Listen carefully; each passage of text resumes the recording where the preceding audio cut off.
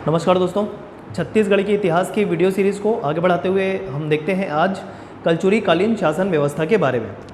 जैसा कि पिछले वीडियो में हमने रायपुर के कलचुरी पूरा कर लिया था, इस तरीके से हमारा कलचुरी वंश पूरा हो गया था। कलचुरी वंश के अंतर्गत आने वाला एक बहुत ही महत्वपूर्ण टॉपिक है कलचुरी कालीन शासन व्यवस्था। देखिए, अभी हमने कलचुरी पढ़ा तो कलचुरी कालीन शासन व्यवस्था पढ़ रहे हैं। इसके बाद जब हम मराठा पढ़ेंगे छत्तीसगढ़ में तो उनकी भी शासन व्यवस्था या प्रशासनिक व्यवस्था के बारे में पढ़ना होगा। डेफिनेटली किसी भी एग्ज़ाम में इन दो टॉपिक से प्रश्न निश्चित तौर पर पूछे जाते हैं। तो इस तरीके से ये जो दोनों टॉपिक होने वाला है, क्या कलचुरी कालीन शासन व्यवस्था या प्रशासनिक व्यवस्था और मराठा कालीन शासन व्यवस्था, इसके बारे में हमको बहुत ही अच्छे से पढ़ना पड़ेगा। तो जितनी भी बातें कलचुरी कालीन शासन व्यवस्था के अंतर्गत आती है वो मैं आपको बताने वाला हूँ इस वीडियो के अंतर्गत। वीडियो को अंत तक देखिएगा और पसंद आए तो प्लीज़ लाइक शेयर सब्सक्राइब कीजिएगा दोस्तों, क्योंकि आपके लाइक शेयर सब्सक्राइब करने से हमें प्रेरणा मिलती है और हम प्रतिबद्ध होते हैं आपके लिए अच्छा करने के लिए। ठीक है, चलिए शुरुआत करते हैं फिर। कलचुरी कालीन शासन व्यवस्था किस प्रकार थी, मतलब वहाँ जो प्रशासन चलता था किन अधिकारियों के आधार पर चलता था, क्या क्या व्यवस्थाएं थी, इन सब की बातें करने वाले हैं। देखिए, प्रशासन पद्धति सबसे पहले राजतंत्री होने वाली है, मतलब राजा नियुक्त होंगे, राजतंत्री कह रहे हैं, क्लियर है। और विभिन्न नियुक्तियां जो है, राजा जो अपने अंतर्गत विभिन्न नियुक्तियां करेगा, अधिकारियों की नियुक्तियां करेंगे, वो राजा खुद करने वाले हैं। ठीक है, तो विभिन्न नियुक्तियां किसके द्वारा? राजा के द्वारा स्वयं। ठीक है, तो एक चीज़ ध्यान रखिएगा। एक और चीज़ हमको पढ़ने को मिलता है हर जगह और एग्जाम में आया भी प्रश्न है, वो ये है कि कलचुरियों को अमात्यों की सहायता प्राप्त थी। ठीक है, अभी अमात्य है क्या? अमात्य का अर्थ अगर देखें तो अर्थ होता है सदैव साथ रहने वाला। ठीक है, तो अमात्य वो होते हैं जो मंत्री के रूप में हो, सलाहकार के रूप में हो, जो सदैव राजा के साथ हो। ठीक है, राजतंत्री प्रणाली में राजा के साथ हो, उनको सलाह देने के लिए, उनका सहायता करने के लिए, प्रशासन कैसे चलाना है इस संबंध में बातें बताने के लिए हमेशा अमात्य होते हैं राजा के साथ। तो इसी कारण कलचुरियों के बारे में कहा जाता है कि जो भी इनकी प्रशासनिक व्यवस्था थी वो राजा तो चलाते थे, लेकिन किसकी सहायता से? अमात्यों की सहायता से। मतलब कलचुरियों को अमात्यों की सहायता प्राप्त थी। अमात्य में मंत्री भी हो सकते हैं, सलाहकार भी हो सकते हैं, अधिकारी भी हो सकते हैं। ठीक है, तो इनको जो है क्या कहा जाता है? अमात्य। क्लियर है? अमात्य बहुत बार सुना होगा आपने, आप में से लोगों ने शब्द, लेकिन अर्थ नहीं पता होगा, तो मैंने बता दिया। आगे बढ़ते हैं, देखते हैं अब राज्य जो है, जो भी इनका राज्य क्षेत्र था जहाँ पर ये शासन करते थे, इनका साम्राज्य था, वो कितनी प्रशासनिक इकाइयों में बटा था। जैसे हम अब वर्तमान में देखते हैं तो हमारा भारत देश है, भारत देश को अगर बात करें कि कितनी प्रशासनिक इकाइयों में बटा है, तो सबसे पहले बात करें खुद हमारा भारत देश है। ठीक है, भारत देश के बाद हम कहेंगे कि देश प्रशासनिक इकाई में जो अगले इकाई में बटा है वो है राज्य। राज्य के बाद अगली प्रशासनिक इकाई आती है क्या? राज्यों के अंदर फिर क्या आएगा? संभाग। संभाग के बाद आएंगे जिले, जिले के बाद आएंगे तहसील, फिर खंड, इस प्रकार, फिर गांव। इस प्रकार से क्या है, प्रशासनिक सुविधा की दृष्टि से कोई भी राज्य क्षेत्र बटा होता है। जैसे मैंने आपको उदाहरण बता दिया। हाँ देखिए, हमारा देश राज्यों में बटा है और केंद्र शासित प्रदेशों में भी बटा है, इस तरीके से आप ध्यान रखेंगे। और फिर ज़्यादा बात करें राज्यों के अंदर, केंद्र शासित प्रदेश हो गया, मतलब राज्यों के अलावा केंद्र शासित प्रदेश हो गया। फिर ST/SC क्षेत्र, मतलब अनुसूचित क्षेत्र भी एक प्रशासनिक इकाई के तौर पे देखे जाते हैं। तो ये वर्तमान परिप्रेक्ष्य में मैं आपको बता रहा हूँ। उस समय क्या था देखिएगा, उस समय अनेक प्रशासनिक इकाई जैसे राष्ट्र, ठीक है, जो वर्तमान का संभाग है ना, जैसे हमारे छत्तीसगढ़ में कितने संभाग है? कुल 5। तो उस समय जो संभाग होते थे उसे राष्ट्र कहते थे कलचुरी कालीन समय में। ठीक है, विषय बहुत सारी जगह पे देखने मिलेगा। जब आप इतिहास भी पढ़ेंगे, भारत का इतिहास, उसमें भी जब आप प्रशासनिक व्यवस्थाएं पढ़ेंगे किसी भी राजवंश के अंतर्गत, तो आपको बहुत सारी जगह पे विषय देखने को मिलेगा जो वर्तमान का जिला है। ठीक है, वर्तमान के जिले। ठीक है, देश या जनपद उस समय तहसील को कहा जाता था, तो ये भी एक प्रशासनिक इकाई थी, देश या जनपद। एक महत्वपूर्ण प्रशासनिक इकाई ध्यान रखना है, मंडल, जो वर्तमान का खंड है।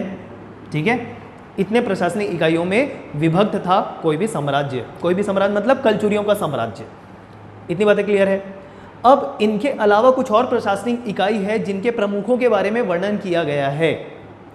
इनके प्रमुखों को क्या कहते हैं ये नहीं बताया गया है या इनकी जानकारी नहीं मिलती, लेकिन इनके अलावा कुछ और प्रशासनिक इकाइयाँ होती है, उनके प्रमुखों के बारे में भी वर्णन किया गया है, मतलब उनके प्रमुखों के बारे में बताया गया है। देखिए जैसे मंडल तो हमने देख लिया है, प्रशासनिक इकाई। मंडल के प्रमुख को मांडलिक कहा जाता है, मतलब प्रमुख अधिकारी मांडलिक। और मांडलिक से भी बड़ा एक अधिकारी होता था जिसे कहते थे महामंडलेश्वर। मांडलिक से भी बड़ा होता था कौन? महामंडलेश्वर। और यह महामंडलेश्वर जो है 1 लाख गांवों का स्वामी होता था, 1 लाख गांव का स्वामी, ठीक है, कौन? महामंडलेश्वर। और उसके अंतर्गत रहता था कौन? मांडलिक, जो उस मंडल का अधिकारी होता था, ठीक है। तो महामंडलेश्वर सबसे बड़ा मंडल के संदर्भ में, जो 1 लाख गांव का स्वामी होगा, और वो अपने अंदर रखेगा किसको? मांडलिक को। तो दोनों के दोनों किससे संबंधित हैं? मंडल से संबंधित है। एक प्रशासनिक इकाई है मंडल कलचुरीकालीन व्यवस्था में। अगला प्रशासनिक इकाई आपको ध्यान रखना है गढ़। अब देखिए यहाँ पर अलग लिखा है, यहाँ पर अलग लिखा है, लेकिन वैसे ही हमको जानकारी मिली है दोस्तों, ठीक है। इनमें विभाजित तो था प्रशासनिक इकाई, लेकिन इनके अलावा यह भी है जिनके प्रमुखों के बारे में जानकारी मिलती है, इस कारण अलग अलग लिखना पड़ा।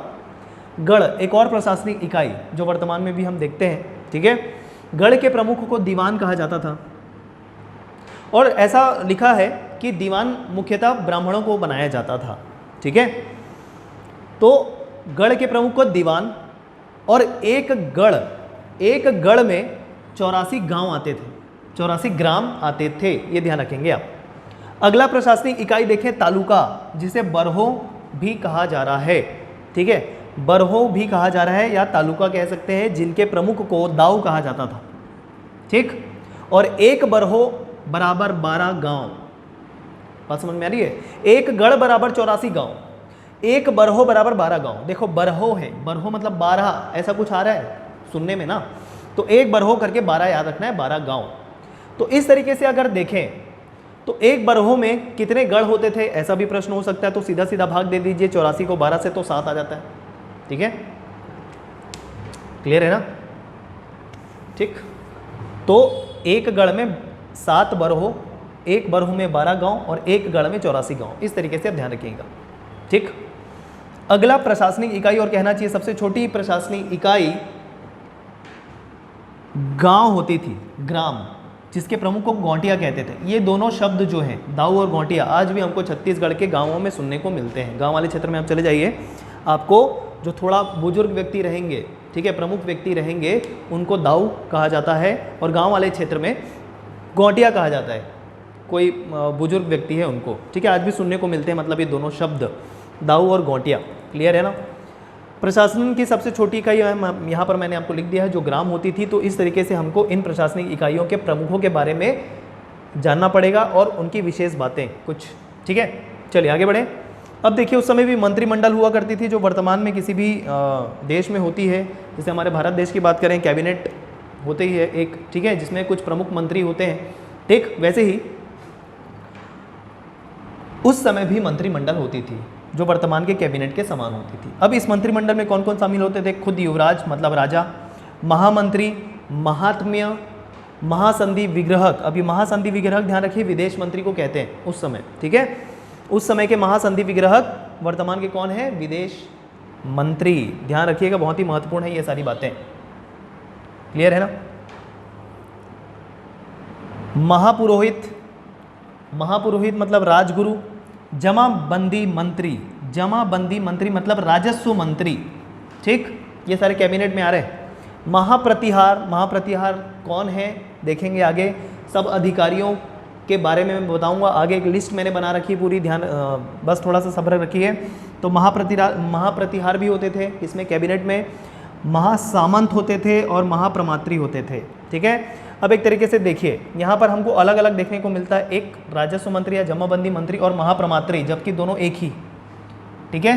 क्योंकि आगे हम देखेंगे महाप्रमात्री मैंने अलग से लिखा हुआ है जमाबंदी विभाग का प्रमुख, और जमाबंदी विभाग का प्रमुख मतलब राजस्व मंत्री या जमाबंदी मंत्री, ठीक है। तो महाप्रमात्री और जमाबंदी मंत्री या राजस्व मंत्री एक ही है। बुक में अलग अलग लिखा है तो मैंने भी लिख दिया, कोई दिक्कत नहीं है, ठीक है। तो ये सारे जो है उस समय मंत्रिमंडल में हुआ करते थे, इतने सारे अधिकारी, ठीक। आगे अब देखिए अधिकारी वर्ग के बारे में बताऊंगा कि कौन से अधिकारी वर्ग का क्या कार्य था। ठीक, नाम के साथ। देखिए पहले महामंत्री, अब महामंत्री समझ में आ रहा है कि ये भी अमात्य थे, जैसे कि मैंने आपको बताया था मंत्री होते हैं, सलाहकार होते हैं, ये सारे अमात्य होते हैं, ठीक है। तो महामंत्री एक पद हुआ करता था जो राजा का प्रशासनिक सलाहकार होता था, जो समय समय पर राजा को सलाह देता था प्रशासनिक व्यवस्था के संबंध में या शासन के संबंध में, ठीक। अगले अधिकारी के तौर पे आपको याद रखना है महाध्यक्ष। महाध्यक्ष किसका प्रमुख होता था? सचिवालय का प्रमुख होता था। आज भी हम देखते हैं सचिवालय, ठीक है, जिसके प्रमुख को क्या कहते हैं? मुख्य सचिव, है ना।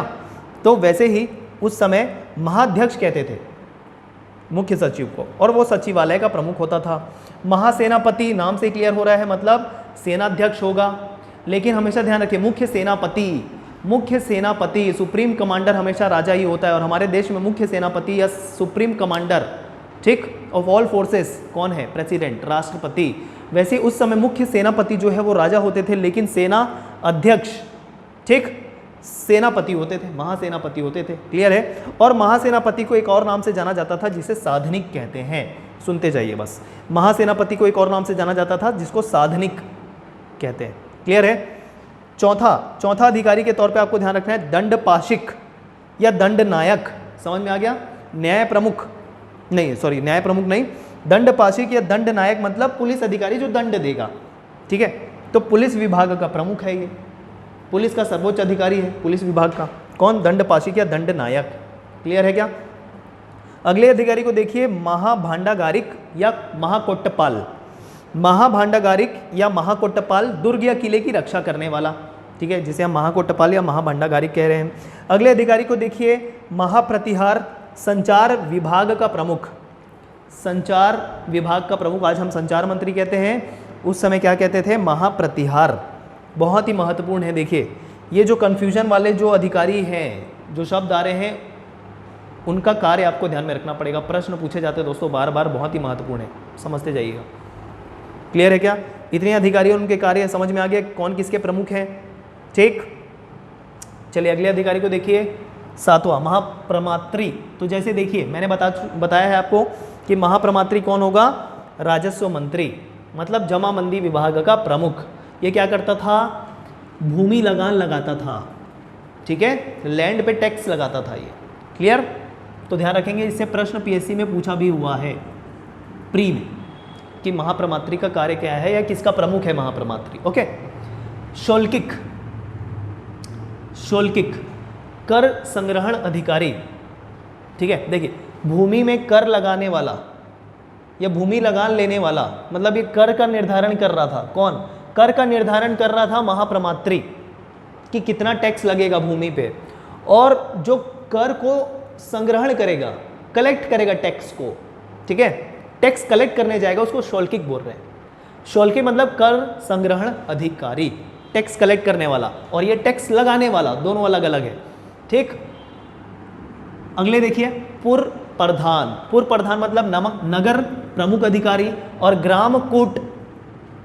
ग्राम प्रमुख अधिकारी। पूर्व प्रधान नगर प्रमुख अधिकारी और ग्राम प्रमुख अधिकारी, क्लियर है क्या? अब अभी हमने देखा है कि ग्राम के प्रमुख को गौटिया कहते हैं, लेकिन ये जो ग्राम कूट है ये गौटिया के अंतर्गत आते थे, ठीक है, गौटिया के अंतर्गत आते, गौटिया बड़ा है अभी भी, क्लियर है। अगला गमागमिक मतलब यातायात प्रबंध करने वाला अधिकारी, कि एक जगह से दूसरी जगह कैसे जाया जाए उसका प्रबंध करने वाला जो अधिकारी था वो होगा गमागमिक, ठीक है, ट्रांसपोर्ट मिनिस्टर। अगले अधिकारी के तौर पे ध्यान रखना है धर्मलेखी, जो दान पत्रों का लेखा जोखा रखता था। दान पत्रों में मतलब जो भी दान किया जाता था उसका हिसाब किताब रखने का कार्य कौन करता था? धर्मलेखी, जो किसके अंतर्गत आ रहे हैं? राजगुरु के अंतर्गत कार्य करते थे, पुरोहित के महापुरोहित के अंतर्गत कार्य करते थे, कौन? धर्मलेखी। फिर भी अभी भी ध्यान रखिए धर्म प्रमुख जो है सबसे बड़ा वो कौन है? महापुरोहित, राजगुरु जिसको कह रहे हैं, उसके अंतर्गत कार्य कौन करेगा? धर्मलेखी, दान पत्रों का हिसाब किताब रखने वाला है, लेखा जोखा रखने वाला है, क्लियर है। तो इतने अधिकारी वर्ग का नाम आपको ध्यान में रखना पड़ेगा, और किसके प्रमुख है, किस विभाग के प्रमुख है, ये भी आपको ध्यान में रखना पड़ेगा। अन्य विभाग के तौर पर देखिए पुलिस विभाग से कुछ अन्य अधिकारियों के नाम, जैसे चाट भाट और दुष्ट साधक, ये वही पुलिस व्यवस्था बनाए रखने में सहायता करते थे, कौन? चाट भाट, दुष्ट साधक, पुलिस विभाग के अंतर्गत आएंगे ये, क्लियर है? चाट और भाट अलग अलग है, एक ही नहीं है, चाट अलग है, भाट अलग है। और दुष्ट साधक तीसरा। क्लियर? प्रतिरक्षा, रक्षा विभाग, डिफेंस, तो उसमें देखिए हस्तिलेखा का प्रमुख कहलाता था महापीलुपति। महापीलुपति, हस्ती सेना मतलब हाथी की सेना का प्रमुख। क्लियर है? अश्वसेना, अश्वसेना का प्रमुख कहलाता था महाश्वसाधनिक। महाश्वसाधनिक। और हाथी सेना, हस्ती सेना का प्रमुख महापीलुपति। क्लियर है क्या? अब स्थानीय प्रशासन की बात कर लेते हैं। जैसे वर्तमान में हम स्थानीय प्रशासन के तौर पे क्या देखते हैं, नगर पंचायत, ग्राम पंचायत, जनपद पंचायत, ये सारी चीज़ें देखते हैं स्थानीय प्रशासन के तौर पे। उस समय क्या होता था देखिए, स्थानीय प्रशासन के तौर पे उस समय स्थानीय कामकाज के संचालन हेतु पंचकुल नामक संस्था होती थी। बहुत ही महत्वपूर्ण है, पंचकुल नामक संस्था होती थी। ठीक है? और प्रत्येक विभाग के लिए एक पंचकुल डिसाइड किया जाता था। जो इतने सारे विभाग देखने को मिल रहे हैं, हर एक विभाग को एक पंचकुल दिया जाता था। ठीक है ना? स्थानीय कामकाज के लिए बनाया जा रहा है ये पंचकुल नामक संस्था। स्थानीय प्रशासन के संबंध में ध्यान रखना है। ठीक है? अब ये पंचकुल को अगर वर्तमान से लिंक किया जाए तो जैसे कमेटी बनाई जाती है ना, कमेटी बनाई जाती है किसी भी कार्य संचालन को लेके, ठीक, उसी प्रकार पंचकुल उस समय बनाया जाता था जिसमें 5 से लेकर 10 सदस्य होते थे। अब पंचकुल है तो ऐसा नहीं है कि 5 सदस्य होंगे, 5 से 10 सदस्य हो सकते थे। और इनमें जो भी सदस्य होंगे इनके कार्य की सहायता करने के लिए, इनको कार्यों में सहायता करने के लिए, व्यवस्था बनाए रखने के लिए 6 अधिकारी होते थे। देखिए दोनों अलग अलग चीज़ है। पंचकुल में 5 से 10 सदस्य, इनके कार्यकाज की व्यवस्था करने के लिए कि कार्य का संचालन अच्छे से हो सके, इसके लिए 6 अधिकारी होते थे। ठीक, 6 अधिकारी होते थे। जैसे पुलिस हो गया, सिपाही हो गया, कर ग्रहण करने वाला हो गया, इस प्रकार से कुल 6 अधिकारी होते थे इसी के अंतर्गत। खैर शौल्किक को तो मैंने पहले ऊपर बता दिया, यहाँ पर फिर से मैंने लिख दिया, कोई बात नहीं। तो शौल्किक मतलब कर वसूलने वाला। ठीक है, दोबारा लिखा गया ये, कोई बात नहीं। अगला देखिए, पंचकुल के जो भी सदस्य होते थे उनको महत्तर कहा जाता था, महत्वपूर्ण है। और जो सदस्य प्रमुख होते थे, पंचकुल के सदस्य प्रमुख होते थे, उनको महत्तम कहा जाता था। 5 से 10 सदस्य, तो जितने भी सदस्य होंगे उनको महत्तर कहा जाएगा। और उनमें जो प्रमुख होगा, हेड होगा उस कमेटी का या उस पंचकुल का, उसे महत्तम कहा जाता था। ठीक है? अगला महत्वपूर्ण तथ्य ध्यान में रखिए, युगा। युगा क्या होता था, प्रश्न इससे भी आ चुका है। युगा मतलब सब्जी बेचने के लिए एक परमिट की आवश्यकता होती थी उस समय। जैसे अभी भी कहीं पर भी आप ठेले लगा नहीं सकते हैं, कहीं भी सब्जी बेच नहीं सकते, जो भी है उसके लिए एक परमिट की आवश्यकता होती है, या कोई जगह गवर्नमेंट अलॉट करेगा वहीं पर ही आप अपने सामान को बेच सकते हैं। ठीक है ना? तो उसी प्रकार उस समय भी युगा नामक एक परमिट होता था जिसे परवाना कहा जाता था। परवाना मतलब परमिट। ठीक है, अलाउ करेंगे आपको परमिट देकर। तो सब्जी बेचने के लिए, मंडी में सब्जी बेचने के लिए एक परमिट की आवश्यकता होती थी जिसे युगा कहा जाता था। और फिर ये पूरे दिन के लिए होता था। एक युगा मतलब पूरे दिन के लिए आप सब्जी बेचने के लिए परमिट करवा लीजिए। तो 2 युगा के लिए 1 पौर देना पड़ता था उस समय, 1 पौर देना पड़ता था। पौर क्या है? पौर मतलब चांदी का छोटा सिक्का होता था उस समय। ठीक है, करेंसी थी उस समय, कलचुरी काल में करेंसी थी, करेंसी पैसा। 1 पौर 2 युगा के लिए मतलब 2 दिन के लिए सब्जी बेचने के लिए आपको 1 पौर देना होता था। पौर मतलब होता है चांदी का छोटा सिक्का। ये है पूरा कलचुरी कालीन शासन व्यवस्था जिसको आपको ध्यान में रखना है, बहुत ही महत्वपूर्ण है। ये पूरा मैंने बातें बता दी जो इसके अंतर्गत आती है। और एक और बात आप ध्यान रखेंगे कि जो मुख्य स्रोत था कलचुरियों की आय का, वो कर ही था, टैक्स। हर बातों पे टैक्स लगता था, आयात निर्यात सभी बातों पे टैक्स लगता था। ठीक है ना? तो इस तरीके से आप ध्यान रखेंगे। धर्म की बात करें तो मुख्यतः शैव धर्म को पालन करने वाले थे। ठीक है, और इनकी जो कुल देवी थी वो गजलक्ष्मी थी। जैसे कि हमने अन्य वंश में भी देखा था गजलक्ष्मी के बारे में, तो कलचुरी वंश के बारे में भी ध्यान रखना है। जो इनकी कुल देवी थी वो गजलक्ष्मी थी, मुख्यतः शैव धर्म को पालन करने वाले थे। इतनी बातें ध्यान में रखना है। ठीक है, तो चलिए फिर मिलते हैं अगले वीडियो में छत्तीसगढ़ के इतिहास से संबंधित। धन्यवाद।